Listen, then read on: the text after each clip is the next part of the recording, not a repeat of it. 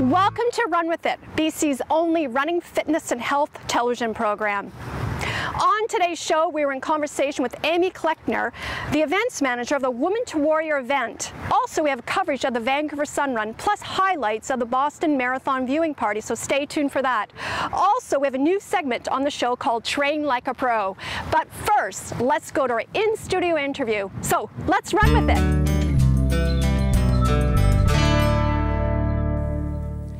With me in the studio is a very distinguished guest, Dr. Jack Taunton, having recently been voted into the BC Sports Hall of Fame.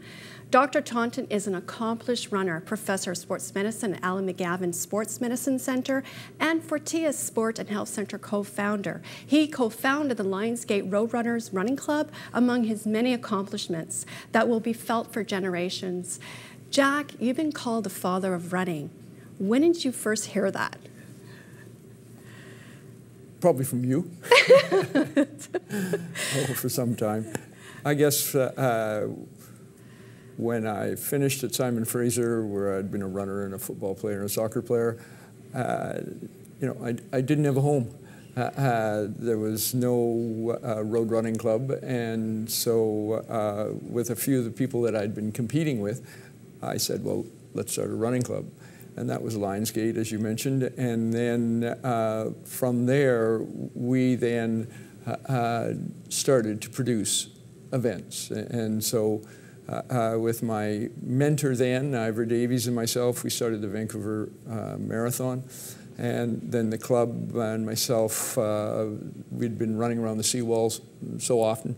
And we saw James Cunningham out there building the wall, and said, well, once James is finished, we'll have a race.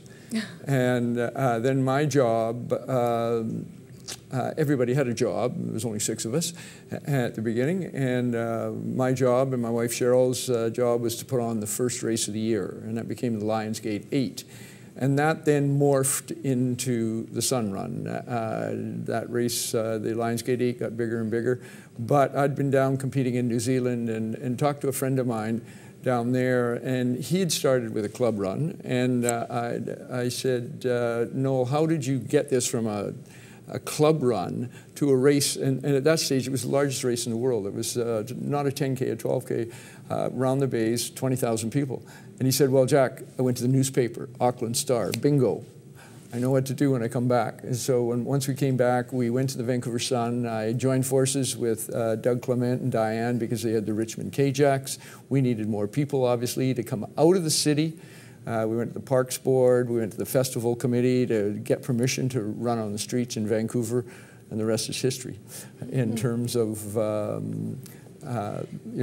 And we then had a nucleus. We certainly put on lots of other events, but we had a nucleus of a top 10K where we could promote for elite athletes, we could promote for health and fitness, and the marathon was rolling well then. And we brought more and more people to come in and support us to put the event on. And with the Sun Run, Ken Elmer was one of Doug's athletes, a sub-4 minute miler, just retired. He was a teacher, wanted to do more. So the two of us sort of co-founded the Sun Run for 19, 20 years. And Ken, every year, would go over to the World Cross Country Championships, was 2 weeks before the Sun Run, and would bring in 5 to 10 of the best men and women. And then that started to get our name on the map. And I guess the rest is history. Now, you ran several marathons. How many marathons have you run under 2:30, correct? Oh, I've run, I finished 62 marathons. I've run 30 marathons under 2:30. I've run a couple under 2:20, but they were always on long courses, so I never got credit for those. I was sort of stuck in a rut. My times were all, 2:24, 2:25, something like that.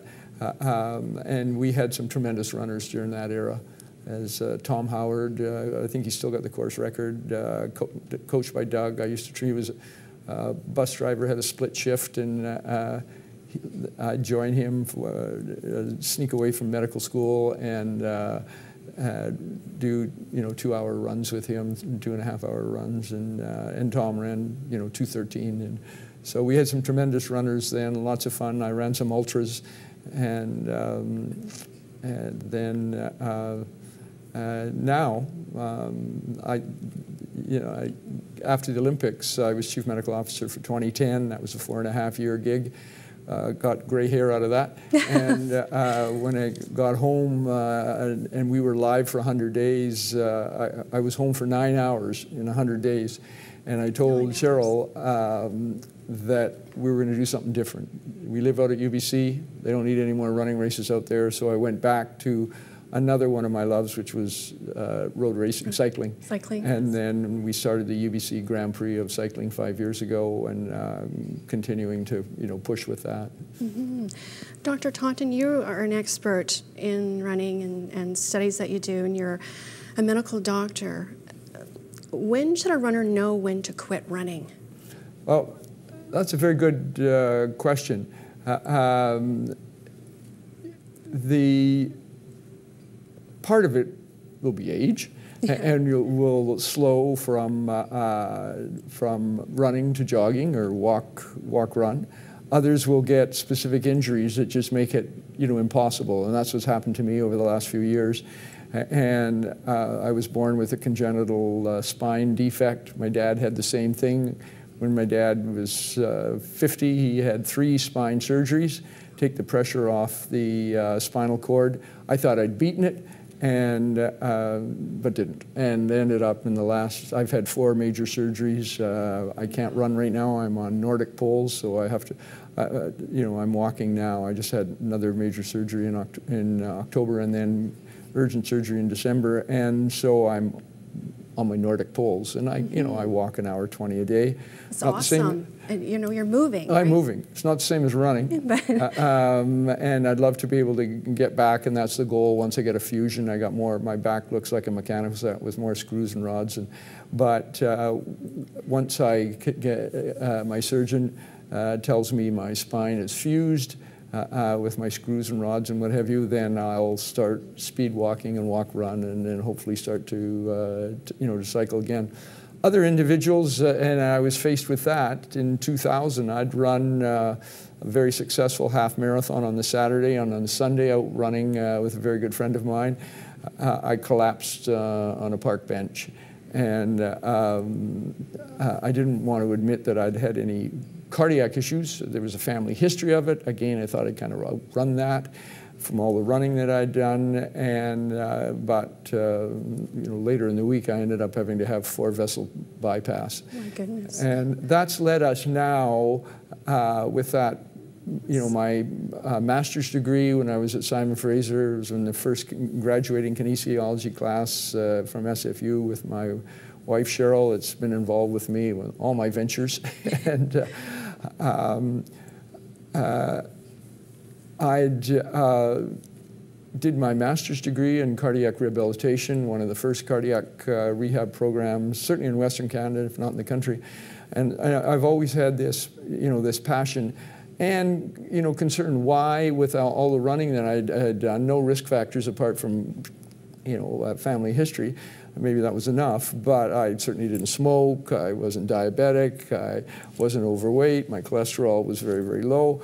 But I had major coronary artery disease and had to have 4-vessel bypass. Well, in my practice, I continued to see more and more elite athletes suffering the same thing.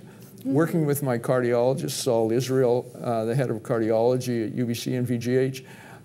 Saul was an ultra-distance runner from South Africa, and because of joint problems and arthritis, that's what sort of forced him to stop. He's now a real avid golfer. But Saul and I continued to see these individuals, and then individuals developing irregularities of their, of their heart rate, a condition called atrial fibrillation. And we know now in the literature of non-runners, 12.5% of people get atrial fibrillation. But amongst the endurance runners, 25% do. 25%. end up with having this condition called atrial fibrillation, where you lose 25% of your cardiac output. The cardiac muscle doesn't contract but quivers. Fortunately, it's in the chamber above the main pumping chamber called the ventricle, but it forces the blood from the atrium into the ventricle, past the mitral valve. But it can be very, very serious, because if the blood doesn't pump through the valve, you'll get little clots sitting on the valve, and they can go off to the brain, and you can have a stroke. So we started a program called Sport Cardiology BC, where we've been concerned about individuals that have had collapses, cardiac arrests, and sudden death. There's just been a tragedy 2 weeks ago where one of our prominent businessmen in Canada, at the age of 52, goes over and competes in a triathlon in Hawaii, and tragically, dies in the swim phase. We've seen too many of that, both in the young age. And for the young, this is not related to coronary artery disease. This is related to something you were born with. It's congenital. And it may be because there's certain sections of the heart which get too thick, and then they block the obstruction of the blood coming to your brain and the rest of your body. Or it may be that your valves and your aorta is too distensible. We see this in tall, thin people. Ichabod Crane. And Abraham Lincoln. Well, when the 6 years that I looked after the Grizzlies, we had to get an echocardiogram on every athlete, because tall individuals, you're born with this, it's genetic, it's called Marfan's disease, and that's the young. Some of them may be born with abnormal coronary arteries that the muscle can clamp down and they'll collapse, and you'll hear about a young athlete dying. And then at the same time, there's the older athlete, and the veteran athlete, like us, like me, and that, like this businessman that collapsed. So what we've done with this Sport Cardiology BC is we've now tested some 600 young athletes looking for risk factors for the potential for sudden death. And now we've just been approved to study 2,000 masters athletes to look at these individuals that have in their background. Dr. Taunton, master, how old is a master? These are over 35. 35, okay. For you and I as runners, masters are over 50. For cyclists, are over 35. So we're saying over 35. And these individuals may have had a hiatus from exercise, and they smoked. Maybe they became a bit obese. They had high blood pressure, elevated cholesterol. They may have been diabetic. They have had no symptoms, but their first symptom may have been that cardiac event in a race, in a bike race, but particularly now we're seeing it more and more in triathlons. So next week we start out at Fortius on the evening of the 23rd, the first of our testing for these masters athletes. And we do a detailed questionnaire, family history. Have you had chest pain? Have you ever collapsed while running? Are you short of breath while running? We do a physical examination. We do an electrocardiogram and look at your electrocardiogram. We look at your blood lipids, and then we create a cardiac risk score for the potential for sudden death. If we do identify you, and the majority of individuals do not have this, but we as doctors are now, and particularly over the last 5 or 6 years, have been seeing more and more of this happening. So that then we would take those individuals that we have identified at risk. Then we've got enough funding and support from the Sport Cardiology BC program because of a wonderful benefactor. He was very pleased in terms of that we were able to help him, Saul and myself. So he's given us money to be able to do these studies. Wonderful. To lead, certainly in Canada, and then to identify those individuals, then have them have a specific exercise stress test. an echocardiogram and look at the structure of the heart, and then do a CT angiogram and look at the caliber of your coronary arteries. Are they getting narrowed? And we may have to bring you into hospital and actually do an angiogram and see really, is it safe for you to be running? Or should we be having you run at a slower pace? Maybe we have to reduce your cholesterol and change your diet. Or it may mean that you need a stent, that you hear about individuals that have coronary arteries disease have to have a little tent put in and keep your arteries up. Or you may need, like in my case, I was lucky. I was given a second chance. I collapsed. I didn't have a heart attack. Thank heavens I was running with a teammate that said, Jack, there's something wrong here. And I kept saying, no, I'm fine. In complete denial, as we all are. And to identify these individuals to prevent these concerns. And we're following on the footsteps of a study that was done in Italy that had a community that they did a similar thing we did. And lo and behold, they found a large number of individuals, young and older ones, that were at risk of having or had sudden death. And so much so, the Italians have now said, if you want to participate in any sport, we don't care what age it is, from 6 years old to 86 years old, you need to have this kind of screening that we're doing. And what we're trying to do is, there's no numbers in Canada. We want to give these numbers.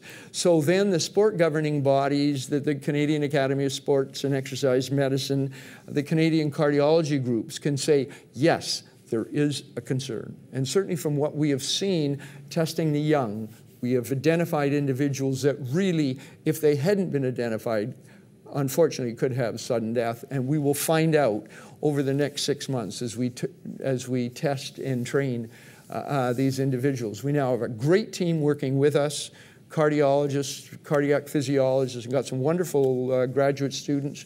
This study has been done by Barb Morrison. To sign up if you're interested, you can look at our website, Sport Cardiology BC. You can contact Barb Morrison through bmorrison@sportcardiology.org. Thank you very much, Dr. Jack Taunton, for coming on the show. Well, thank you. I'd like to have you come back, and thank you.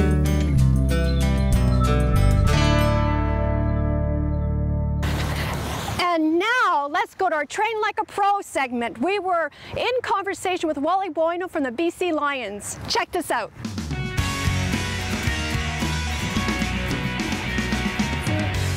Tell us how the players' training has evolved from 5 years ago to now. Well, you know what? Players today are so much more health conscious than they've ever been, whether it's diet, whether it's training, you know, everything is right now, you know, it's pretty much, you know, they've got it under control, what they eat, when they eat, you know, how much they eat, how much they train. You know, whereas I remember when I played, you know, that was never an issue, you know, but today, you know, they're into, you know, whether too much carbohydrates, not enough carbohydrates, you know, gluten-free, you know, a lot of guys, yeah, they're just a lot more careful. Well, yeah, everything has to come into play. I mean, it's all intertwined because, you know, a player who can take care of his body because that's what he makes his living with. You know, as you know, you don't think of a 30-year-old as old, you know, but in athletics, when you start reaching 30, you know, you're starting to, you know, going on the down cycle of your longevity. And you know, the better you train, the better your nutrition, the better you know, your sleep is, you know, the better your body's going to react. And you know, but at the end of it, you know, it's still basic principles that you got to be flexible, you got to be supple, you got to be explosive, you got to be strong, you know, and good training helps you to prevent injuries. Exactly. And well, you know, it's all intertwined. I mean, you know, athletes that become bigger, stronger, faster athletes have to do that. They have to do the weight training, but they also have to, you know, be on top of their nutrition. They have to be on top of their rest. They have to be on top of, you know, how they're progressing, because it's a continual process. And, you know, athletes that overtrain can be just as damaging for athletes that undertrain. You can overtrain to a point where you hurt yourself. Well, you know, I think the thing about training is that, you know, it's got to be a steady graduation. Okay, you can't you can't start lifting a huge amount of weight. You can't start running a huge amount of distance because you're going to hurt yourself. And as soon as you hurt yourself, you get discouraged, and then you lose the interest. Training is like, it's like they say, a baby has to start with milk. And then once it learns to digest the milk, it goes to a soft solid. And training is no different. You can't just go into the gym and start pushing weights. You just can't go on the street and start saying, I'm going to run a marathon. It's kind of like a steady progression. And if I was to give you anybody advice, is get help. Get a trainer, even if it's for a handful of times, so he shows you the right way to do things. And your body is a tremendous machine, right? But your body also needs to be able to be respected. You can't ask your body to do certain things when it's not prepared. Okay, and so if you prepare your body, it will do tremendous things for you. But it's like anything; it takes a lot of time, a lot of discipline, and a lot of hard work. And, but you can't just say, I'm going to do this, and then tomorrow I'm going to expect to be there. You're not. It's going to take a long, long time to do that. Absolutely. Thank you, Wally. Thank you. And now, on our next segment, we were in conversation with Amy Kleckner, events manager of the Woman to Warrior event.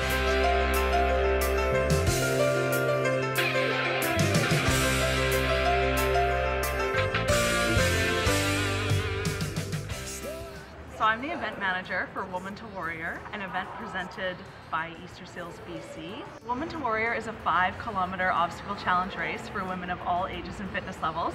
It takes place at Burnaby Central Park in Swangard Stadium this May 24th. Baby, make it real. Flying high when you...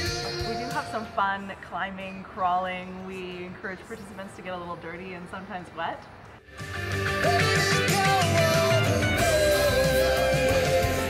So we really focus on striving to create an event that women of all ages and fitness levels will feel comfortable doing, and I think Woman to Warrior does a really good job of that. And this year we expect to see the event growing bigger and better than last year and raising more funds for Easter Seals camps.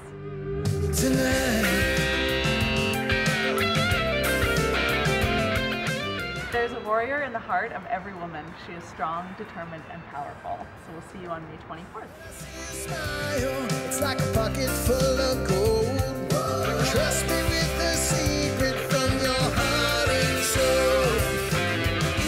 You feel grounded, try to break those chains. Don't you cry, we can fly like an aeroplane.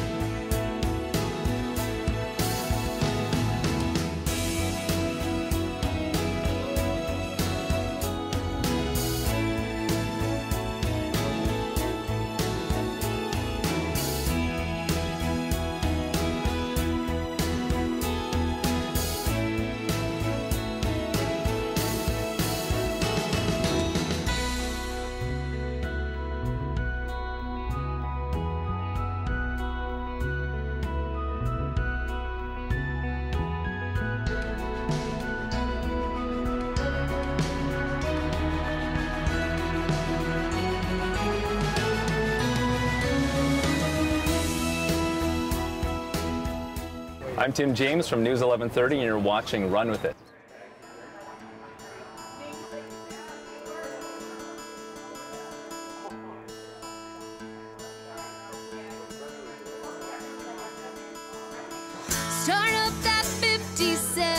Chevrolet. We're leaving nothing, we'll get in our way. Head out that blacktop toward the great unknown. Say your goodbyes, 'cause baby we'll go. We might never head this way again. Sights are set on where we've never been. This time it's all or nothing, giving it all we've got. This time it's all or nothing, won't give it another thought. This time it's all or nothing.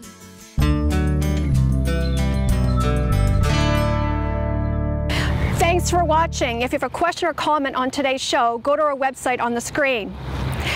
Now we leave you with our monthly running calendar. Until next time, run with it.